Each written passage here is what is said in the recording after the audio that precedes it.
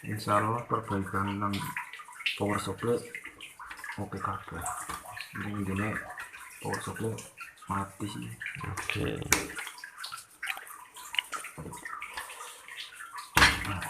Selesai ya.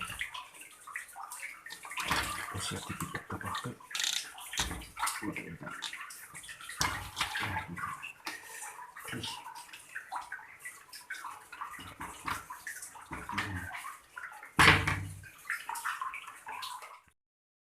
Oke, setelah pemeriksaan saya harus melepaskan IC regulator sini.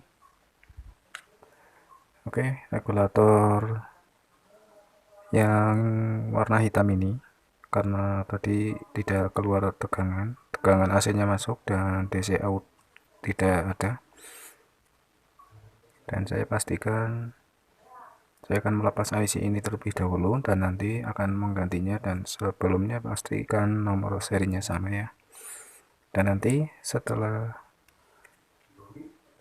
pengaman lem ini dilepas sebagian di sekitar IC, nanti akan mengupas bagian bawahnya sini agar tidak semuanya lem pengaman ini dilepas dan lebih singkat. Oke, saya lanjut dulu ya.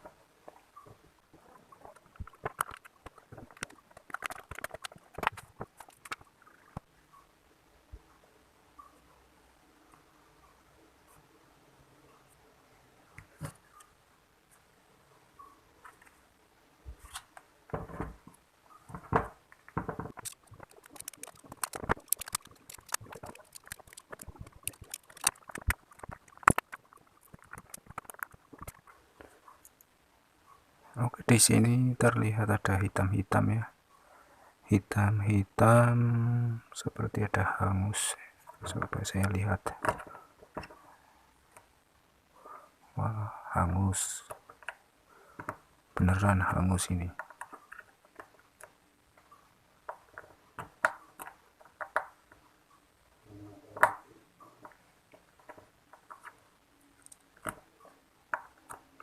Ini di bawah IC yang ini.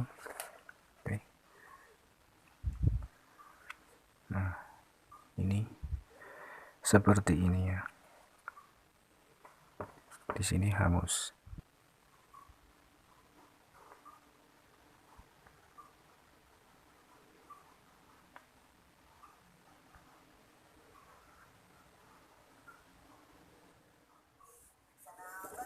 Oke, setelah berjam-jam mencari sebuah komponen yang di dalam power supply ini, ternyata ini tidak memungkinkan untuk diperbaiki karena kondisi power supply sangat parah, yaitu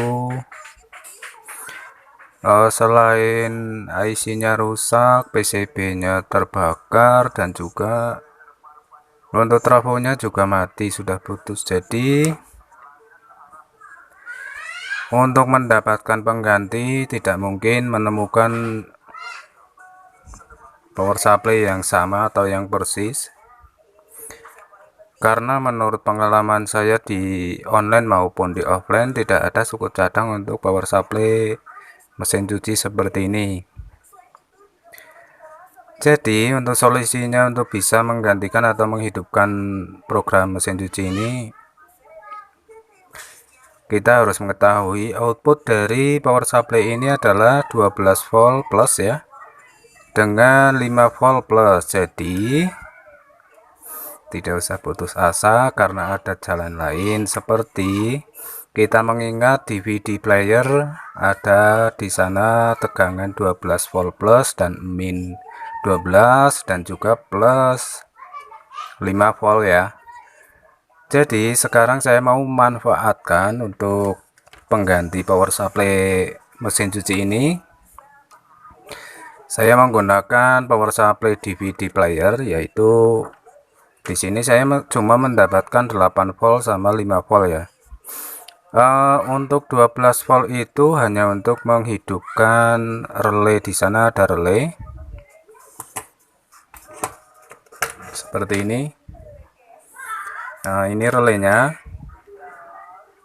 Relay ini 12 volt, jadi Yang pasti untuk tegangannya harus 12 volt, tapi untuk 8 volt pun bisa, karena nggak harus sepenuhnya 12 volt ya. Oke, dan secara umum kali ini saya mau menggantikan sebuah soket dari power supply yang lama, yang bawaan ini yang sudah kondisinya parah.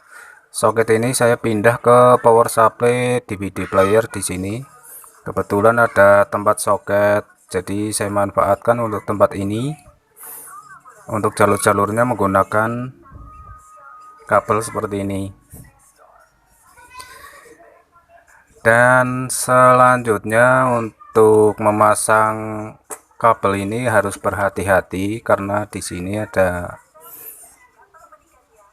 warna kabel yang sangat dominan. Cuman kita hanya berprinsip kalau tidak mengetahui secara pasti. Seperti ini ya.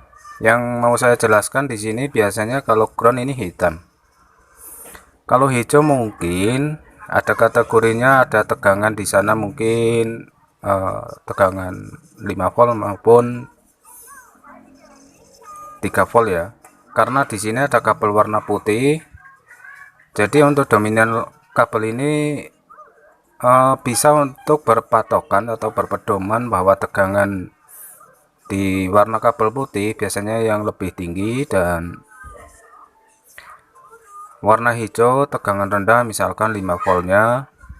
Lalu untuk hitamnya biasanya ground. Tapi di sini tidak seperti itu. Karena saya membaca dari skema diagram di sini, di power supply bawaan, kalau yang warna hitam di sini untuk 5 voltnya, untuk warna hijau di sini ground, untuk warna putih di sini 12 volt yang bisa diisi 8 volt. Oke, dan tadi saya sudah memindahkan untuk soket DC outputnya, jadi pastikan untuk jalurnya harus tepat, jangan sampai salah. Yang 5 volt terisi dengan 12 volt misalnya, karena di sini untuk 5 voltnya hanya untuk IC program ya, jangan sampai salah terisi dengan tegangan yang lebih, nanti akan rusak. Alangkah baiknya kita sudah pastikan di sini, dan saya sudah memasangnya. Dan untuk sebelum menghidupkan programnya, coba kita hidupkan, kita lihat untuk tegangan yang keluar berapa. Setelah itu baru dicoba ke mesin modul programnya ya. Saya mau hidupkan, kasih arus seperti ini. Nah, di sini untuk outputnya, untuk di bawah ada lubang-lubang yang banyak ini. Ke sini output kalau disentuh tidak nyetrum, kalau yang di atas yang nyetrum. Oke, saya cek untuk tegangan 5 voltnya seperti apa. Oke, 5 voltnya ada untuk 5,01. Oke, sangat tepat. Dan untuk 12 voltnya memang di sini cuman dapat 8,57 volt. Sebetulnya sih di sini 12 volt. Cuman kalau untuk relay 12 volt dikasih 8 masih aktif normal lah ya.